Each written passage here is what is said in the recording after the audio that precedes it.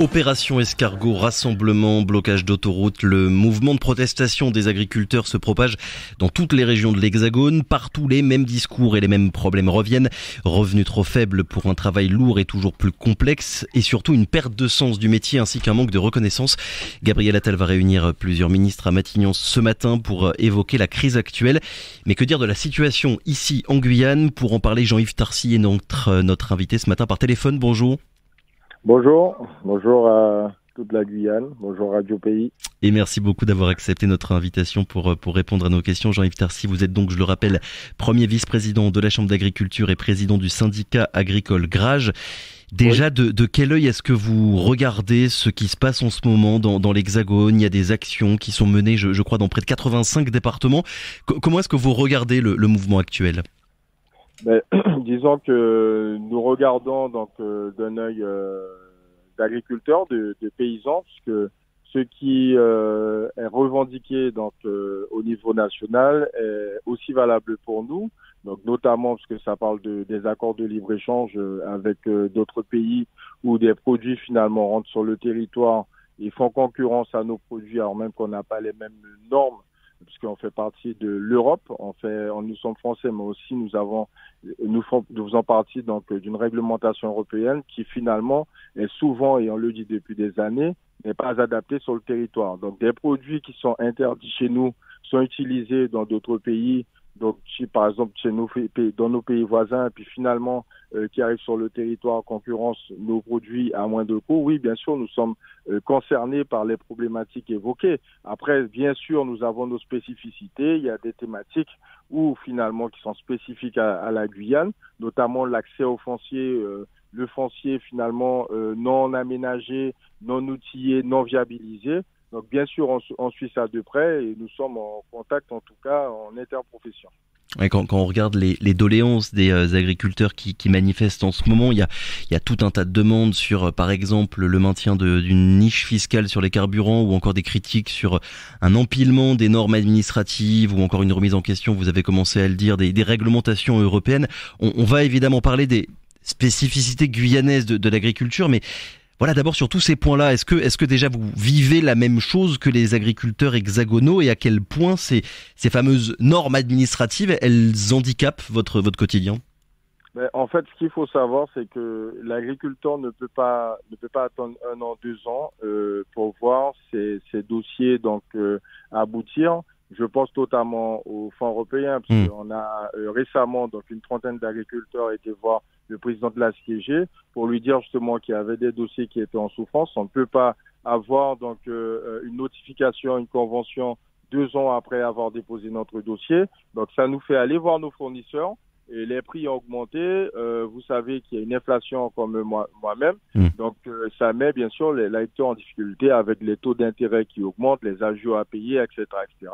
Donc bien sûr, on crée de la précarité à nouveau, encore plus, on va dire, chez l'agriculteur. Donc c'est sûr que la paperasse administrative qu'on sait en France de manière générale fait que l'agriculteur, il est perdu, surtout s'il n'y a pas un accompagnement. Donc alors il y a les structures qui accompagnent, telles que la Chambre d'agriculture, mais là encore faut-il avoir les moyens suffisants pour pouvoir accompagner, bien sûr, les agriculteurs sur le terrain de manière concrète. Ouais, c'est le délai finalement dans le traitement des dossiers qui vous pose le plus de problèmes, ou en tout cas beaucoup de problèmes. Qu'est-ce qui explique cette lenteur administrative-là, Jean-Yves Tarcy? En fait, il n'y a pas que la lenteur administrative. Il y a aussi donc la complexité des documents de manière générale, puisque nous avons depuis des années demandé une simplification donc des démarches administratives pour les agriculteurs, et on se rend compte que d'année en année, c'est pas le cas. Et puis se rajoute à cela, bien sûr, les contrôles. Je dis pas qu'il ne faut pas de contrôle, mais il y a des manières de les faire. Il y a aussi toute une phase donc pédagogique. Vous voyez, chaque fois qu'il y a des normes finalement qui sont appliquées au niveau européen, nous, on prend 5 ans pour les appliquer, parce que nous avons un contexte finalement qui ne nous permet pas d'appliquer donc ces normes comme il se doit, comme il faut, puisque nous n'avons pas les mêmes bâtiments, nous n'avons pas le même microclimat, le même climat. Donc voilà, on est en train de s'adapter à chaque fois. On a une dérogation puisque les choses se compliquent. Ces fameuses normes dont on entend beaucoup parler là en ce moment et depuis déjà longtemps, elles ont à voir avec quoi finalement? Ce sont des normes sanitaires, des normes environnementales.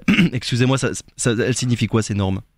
Alors bien sûr, il y a donc les normes sanitaires qui en parlent de biosécurité. Donc il faut des normes sur l'exploitation. Cela suppose quoi? Cela suppose d'investir. Donc dans ce qu'on a déjà, l'outil qu'on a déjà, de manière à l'améliorer. Cela suppose aussi donc le changement de pratique de l'agriculteur. Mais bien sûr, quand il y a de nouveaux normes des normes qui apparaissent, les contrôles également aussi viennent derrière.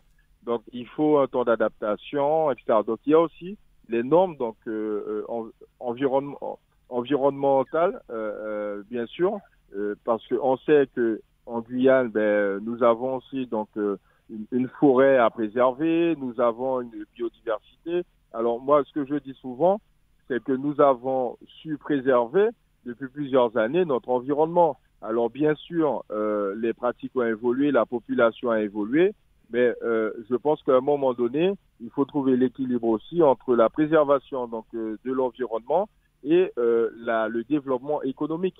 Et ça, je pense qu'on peut le faire. On peut prendre l'exemple sur d'autres pays de manière à avoir une agriculture guyanaise. Et ça me permet de dire que nous défendons et nous allons continuer à défendre un plan spécifique pour le développement agricole de la Guyane. Et ce plan-là, il existe. C'est la feuille de route. Et on l'avait dit à M. Serville, quand on l'a rencontré il y a quelques jours de cela, il fallait finalement mettre sur la table ce fameux plan, parce que tout, entre guillemets, dedans, parce qu'on parle d'accès au financement, on parle d'encadrement technique, on parle de formation, on parle finalement de pistes, de réalisation de pistes, que l'accès aussi au foncier, c'est quelque chose. Donc on a un plan qui est là, une feuille de route signée par l'ancien préfet, M. Kefelec, signée par le président de la CTG et signée par le président de la Chambre d'agriculture. La Guyane, historiquement, a toujours son agriculture a finalement été impulsée, on va dire, parce qu'il y a eu des plans à un moment donné qui ont permis finalement à l'agriculture guyanaise d'avoir un plus. Donc c'est ce que nous demandons, parce qu'on sait les difficultés, on sait ce qu'on veut. Donc maintenant, il suffit de mettre ce qu'il faut sur la table pour pouvoir développer et développer l'activité et mettre en application ce fameux plan qui intègre les deux plans de filière, animale et végétale, à l'horizon 2030. Jean-Yves Tarcy, vous avez commencé à le dire il y a quelques instants. Le mois dernier, il y avait une réunion dans les locaux de la Chambre d'agriculture. La profession, les représentants de la profession avaient pointé le silence de la CTG dans des difficultés concernant les subventions européennes. C'était au mois de décembre. Depuis un mois, un petit peu plus d'un mois, est-ce qu'il y a eu du changement à ce niveau-là? Écoutez, en fait, c'est ce que nous regrettons, c'est que souvent on fait des assises, on fait des ateliers, on nous réunit, et puis finalement il n'y a rien derrière, ça accouche d'une souris. Et encore, là, on a effectivement élaboré ce plan qui a été adressé par l'ancien préfet à 3 ministères. Le ministère des Outre-mer, le ministère de l'Agriculture, et le ministère de la Santé et le ministère de la Mer, le secrétaire à la mer. Donc aujourd'hui, depuis mai 2023, ça a été envoyé. On nous a dit que ça allait être intégré dans au SIOM, donc le comité interministériel d'Outre-mer. Et vous avez vu d'ailleurs les résultats de ce SIOM, avec notamment des élus qui ont critiqué ce fameux SIOM, puisqu'il y avait des mesurettes. Nous, on nous a mis dans un fourre-tout. Et aujourd'hui, ce qu'on veut, c'est que ce plan-là soit respecté, parce que ça a été signé par l'État, ça a été signé par les autorités. Donc que ce plan-là soit respecté. Ouais. Voilà ce qu'on dit. Oui, vu que vous parlez du SIOM, je le reprécise quand même pour tout le monde, c'était un document qui comprenait 72 mesures et qui avait été présenté il y a à peu près 6 mois comme la feuille de route du gouvernement en matière de politique pour les Outre-mer. Pour revenir un petit peu sur toutes ces réunions finalement qui existent concernant le développement de l'agriculture en Guyane, il y avait eu ces assises il y a 4 ans, il me semble que c'était en 2020, et quand on regarde un petit peu les sujets qui avaient été discutés en 2020 et quand on vous écoute là ce matin, en fait on se rend compte que quasiment rien n'a changé depuis. Mais rien n'a vraiment changé. Et quand vous regardez finalement, parce qu'avant ces assises, il y a eu donc le mouvement de grève et les accords de Guyane. Effectivement, une bonne partie de ce qui a été prévu, qui a été prévu dans les accords de Guyane ont été respectés, mais il y a quand même un certain nombre de sujets qui sont toujours finalement en stand-by. Parce que moi, par exemple, là, Monsieur Attal va s'exprimer. Je me dis encore, on aura les états généraux de l'agriculture, on aura les assises de l'agriculture, on va encore nous faire tourner en rond et nous balader, il n'y aura rien de concret. Donc c'est ça la problématique. À un moment donné, il faut arrêter d'être dans la réaction et anticiper les choses.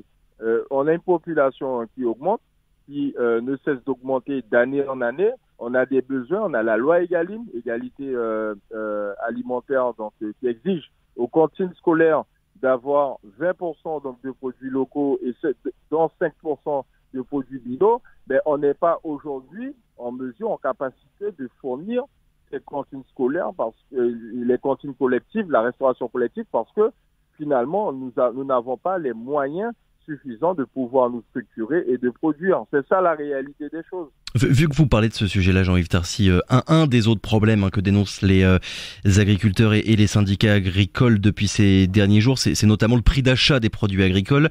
Ils demandent qu'une loi vienne encadrer les prix pour interdire l'achat des produits agricoles en dessous de leur prix de revient. De votre côté, ici en Guyane, concernant la production locale et les prix qui sont pratiqués, et là je pense notamment aux grandes surfaces, ça donne quoi ce point-là ? Écoutez, de toute façon, la problématique est que, nous avons des prix d'intrants. Donc, quand je parle d'intrants, engrais, produits phytosanitaires, produits vétos, etc., tout ça, ça a augmenté, ça a doublé, voire triplé. Je pense aussi à l'alimentation bétail qui a aussi donc pris plus de 40% d'augmentation.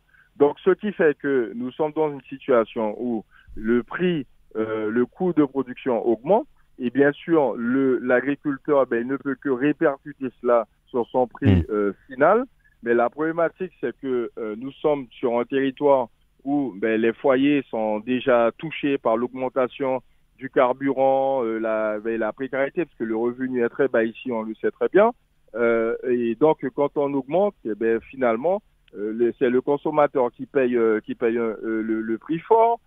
Et puis nous avons des produits finalement qui ne sont pas faits, préfèrent aller sur l'import, parce que l'import est moins cher. Et souvent vous avez des coûts de production donc dans des pays de l'Est, parce que souvent ça vient des pays de l'Est, tout ce qui est produit de dégagement, etc. Et ça vient sur le marché.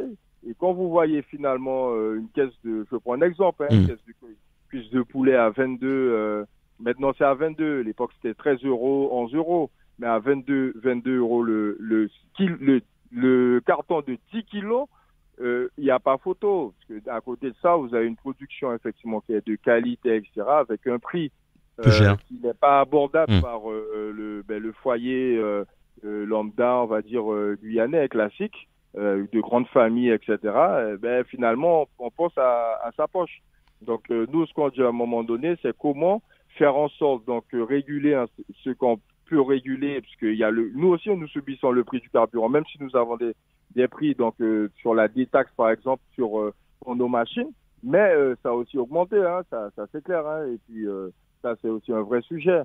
Mais nous on est aussi pris par moment, donc finalement nous nous retrouvons. Vous avez des agriculteurs qui n'arrivent même pas à finalement finir leur fin de mois, parce que le revenu finalement de l'agriculteur il est très bas, voire des fois inexistant, parce qu'on prend ce qu'il faut pour faire tourner la boîte, pour faire tourner nos ateliers, quand finalement on arrive à maintenir nos ateliers. Jean-Yves Tarcy, pour vous, c'est surtout, un problème de coût de production plus qu'un modèle économique à revoir. On voit bien l'opposition là qui est en ce moment au niveau national dans les débats entre deux modèles agricoles, au final, entre d'un côté ce qu'on appelle le modèle productiviste et de l'autre l'agriculture biologique. Il y a des divisions d'ailleurs au sein même des syndicats. La position de la FNSEA et des jeunes agriculteurs, elle n'est pas partagée par tout le monde. Depuis la Guyane, ce débat-là, vous le regardez comment ? Ben nous, de toutes les façons, ce qu'on dit, c'est qu'il faut que finalement on ait des pratiques qui finalement s'adaptent à notre territoire. Et vous savez quoi? De toute façon, quoi qu'il en soit, il faut à un moment donné qu'on s'adapte. Nous avons pour la première fois, de ce que je connais, parce qu'il y a eu des tentatives, mais on n'a pas été jusqu'au bout, bien souvent. Donc la première fois, se mobiliser plus d'1 million d'euros donc sur la calamité agricole. Nous avons subi des inondations il y a de cela, je ne sais pas si vous vous rappelez. 2 ans, oui. C'était au mois de mars, 2 ans. Donc là, nous regardons pour mobiliser, donc la Chambre d'agriculture a écrit au préfet pour l'alerter, en tout cas solliciter le préfet pour le déclenchement de la calamité agricole pour la sécheresse. Et nous allons de plus en plus aller vers des extrêmes. Le climat a changé, donc à un moment donné, effectivement, il faut repenser peut-être l'agriculture, il faut s'adapter, nous n'avons pas le choix, parce que on ne pourra pas vitam aeternam, donc mobiliser ce genre de dispositif. En parallèle à cela, donc entre parenthèses, donc nous avons un système d'assurance qui finalement est aussi à la traîne, moi je le dis, d'accord, quand on vous dit qu'on n'assure pas vos cultures, on n'assure pas votre production, donc votre élevage, mais on assure finalement les voitures, etc. Bref, faut pas sans trop m'éloigner. Effectivement, il faut à un moment donné penser à revoir nos pratiques de manière générale et qu'on ait une agriculture adaptée à tous ces changements climatiques. Alors, finalement, c'est cela. On n'a pas trop le choix, d'accord, parce que l'agriculture productiviste et etc. Dans les années les 30 glorieuses, etc. Bon, ça c'est du passé. Et vous voyez par exemple la monoculture, on parle de la monoculture, ça aussi c'est du passé, puisque là on est dans la diversification, l'agriculteur cherche à avoir d'autres sources de revenus, vous avez de la diversification dans l'agritourisme, vous avez de la diversification dans des fermes pédagogiques, etc. De plus en plus, et c'est pas qu'en Guyane. De manière générale dans l'Hexagone, il y a ça, parce que l'agriculteur cherche finalement à avoir d'autres sources de revenus.